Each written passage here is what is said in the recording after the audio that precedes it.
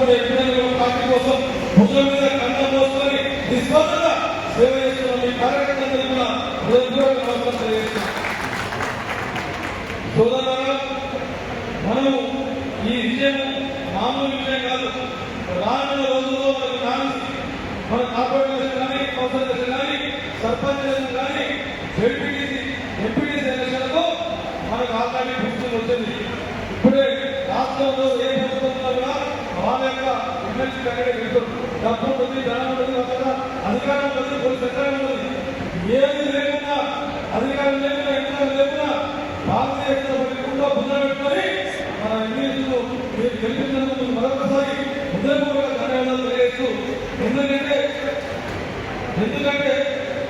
ఈ సామాన్యుడు కాదు. 3 జిల్లాలు అంటే ఇంచుమించు 25 ఎమ్మెల్యేలను గెలుచుకుంటే ఈ ఇద్దరు విజయతోటి. కాబట్టి మొన్న ఎంపీ ఎలక్షన్ వస్తే 8 మంది ఎంపీలు మన భారీ విజయంగా తెలుస్తుంది. 8 మంది ఎంపీలు అంటే రాష్ట్రంలో 15 ఎంపీలు ఉంటాయి. 15 ఎంపీలు మనం ఎందుకు గెలిచామంటే సుమారుగా 40 సీట్లు ఎమ్మెల్యే సీట్లు మనం గెలుచుకున్నాం.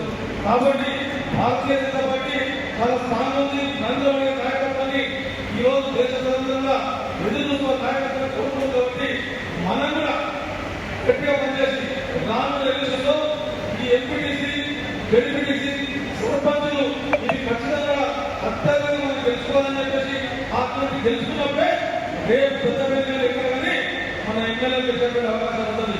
కాబట్టి తెలిసిన వాళ్ళు కూడా రేపు మన నాయకులు కార్యకర్తలు సర్పంచులు ఎంపీటీలో ఖచ్చితంగా గెలిపించారు.